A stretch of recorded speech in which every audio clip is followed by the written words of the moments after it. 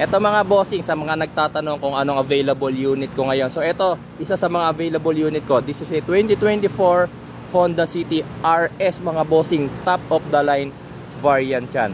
Brand new price niyan mga boss, 1,128,000.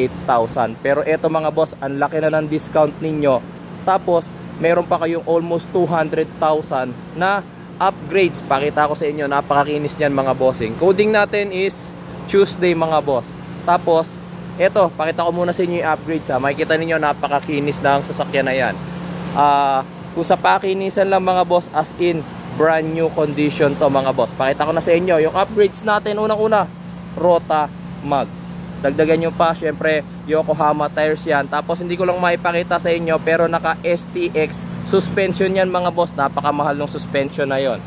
Naka undercoating na rin yan. Tapos, mamaya parinig ko sa inyo yung tambucho natin. Naka loud exhaust muffler na rin yan. Exhaust system, ang gumawa daw nun is Speedlab. Tapos kung mapapansin niyo, may camera rito. Pakita ko rito sa inyo sa kabila. RS mga bossing, ayan o, RS. Okay.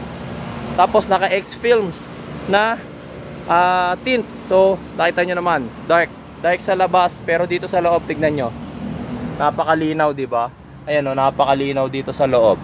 Tapos eto, mileage natin mga bossing, 7,000 kilometers. Kasa maintain dyan mga boss. Kasa maintained since day 1. Tapos ayan na, naka pure leather seat. Syempre dalawa ang susi niyan mga bossing. Tapos eto pa, pinapakita ko sa inyo kanina, naka 360 degrees camera yan. So upgraded na rin to. Yung mga ganitong klase ng Android head unit na may 360 camera, nasa 28 to 30,000 pesos yung ganyang klase ng Android head unit. Tapos syempre meron na rin tayong dashcam dito, 70 my na HD camera. Tapos ipa-sound check ko sa inyo mga bossing yung tunog ng ating tambucho. Ayun o, narinig nyo ba yung tambucho natin? Ayan. Okay, patayin natin, bawal maingay dito. Ayun. Tapos syempre, tignan nyo naman, naka deep dish matting na rin yan. Hanggang likod yan mga boss, hanggang trunk, naka deep dish matting yan. Ang kagandahan pa rito sa aming Honda City mga boss, unlike other sedans, ang mga passenger nyo hindi maiinitan. Meron silang sariling air vents dito. Tapos syempre meron silang sariling charger sa baba oh. Hindi na kayo magagawan sa charger. Tapos another feature, napaka high tech. Hindi ko pala nailak ano. Ay, hindi ko pala naisarado yung bintana. Pakita ko lang sa inyo yung napaka high tech ng feature. Remote engine start mga boss. Pagpasensyahan nyo na, hindi ko nasarado yung bintana. Gamit yung remote, lock, and itong button na to, mag-start yung ating sasakyan. Yun, narinig nyo ba?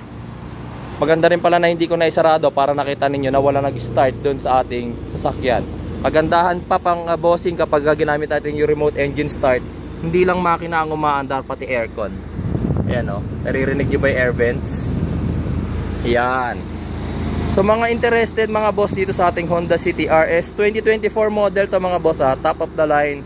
Pwede siya ng cash, pwede siya ng financing, pwede rin trade-in kung ano yung gusto nyo i-trade-in. Pag-usapan na lang natin.